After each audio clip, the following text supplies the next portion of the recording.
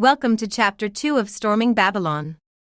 In this chapter, we will continue to explore the exciting and action-packed world of this thrilling book.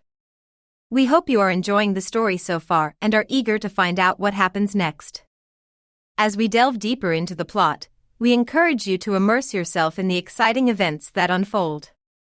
From thrilling action scenes to heart-pumping moments of suspense, Storming Babylon is sure to keep you on the edge of your seat. We appreciate your support and hope that you continue to enjoy the journey we have in store for you.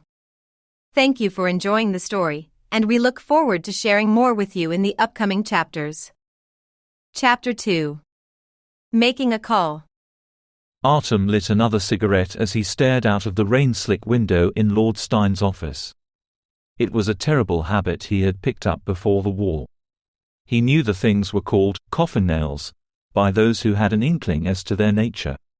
He had penned 3 papers on their effects on the respiratory system, making him one of those people. He tried to kick the habit after the war. Lord Stein had been adamant about their exclusion from the office after learning of their effects. He cut back until he found himself smoking only when meeting with his Morticians Guild. Every mortician and cold storage supervisor in the city smoked like a chimney, and so he did while in their presence. The thing was, once addicted, the comfort they provided took the edge off of one's nerves. This was something he needed badly. The bloody tools, tainted bandages, and pans coated in dark ochre surrounding him reminded him just how sharp that edge could be. Everything below Lord Stein's elbow had been disposed of. It had all been rotten.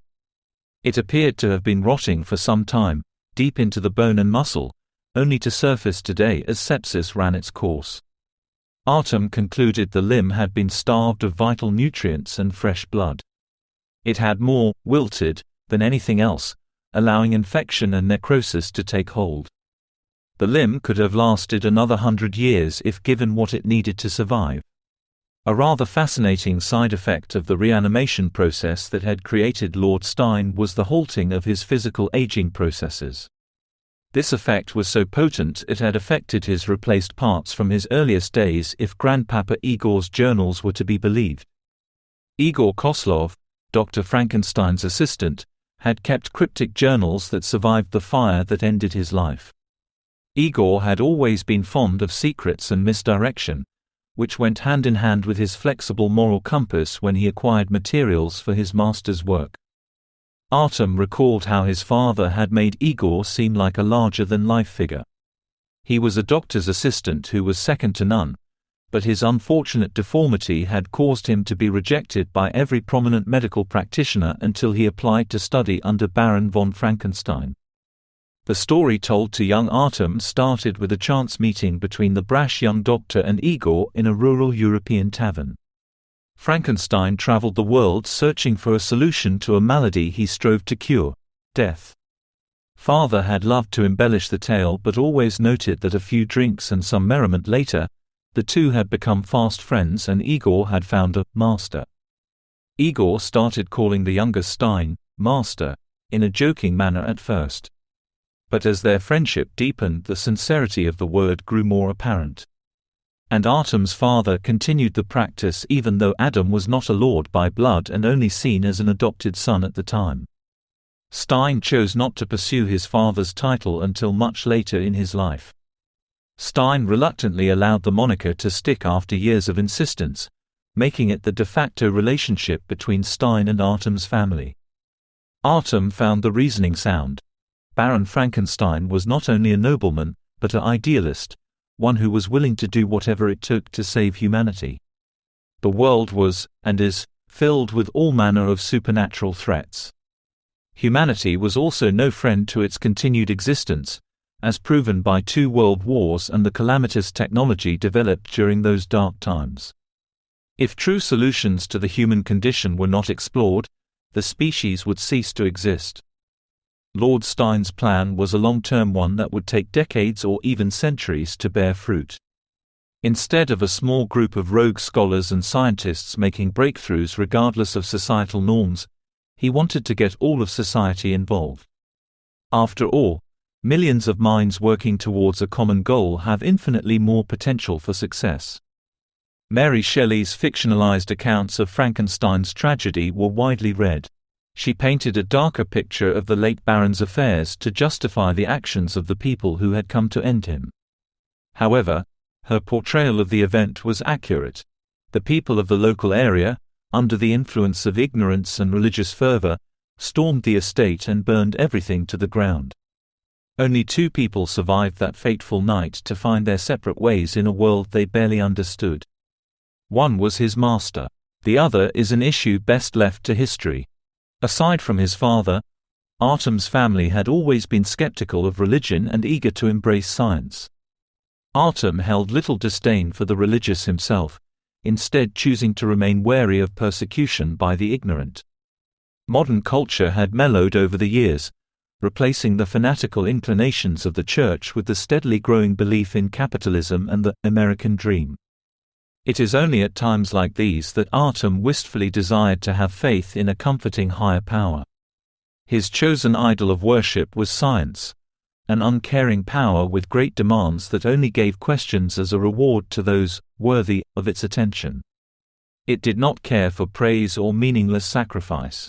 It demanded time, blood, and tears. Lord Stein's goals in New York over the last century had been the establishment and balance between the mortals and everyone else.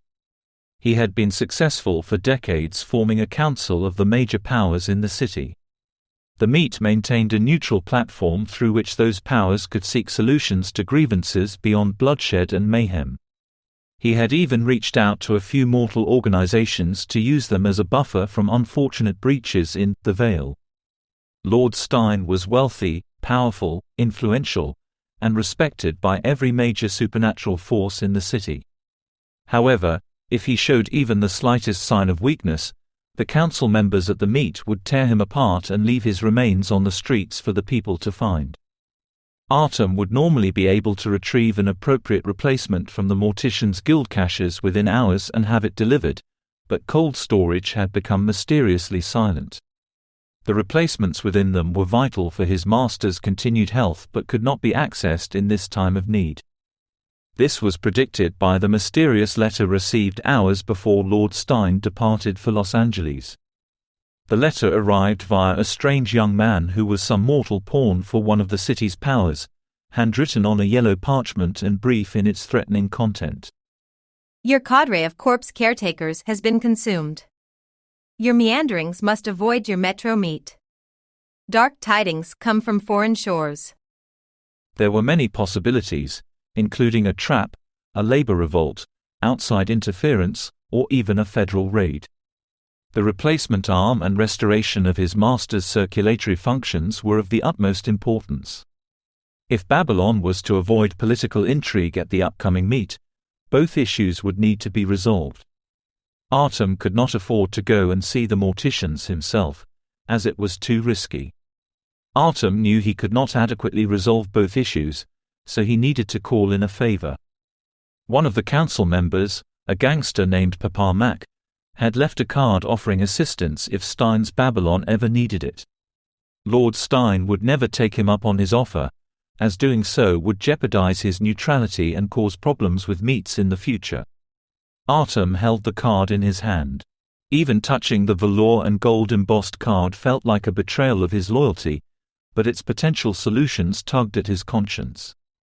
He let out a solemn ring of smoke in his weighty resignation before crushing the cherry of the smoke between his fingers.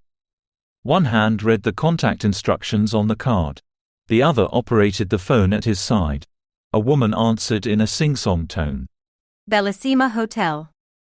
How can we make your night? Artem's resolve became granite. He chose his master's survival over his unswerving loyalty to the man's orders. Lord Stein would like to partake of the crimson vintage offered by Papa Mac. He would like to arrange a tasting as soon as possible.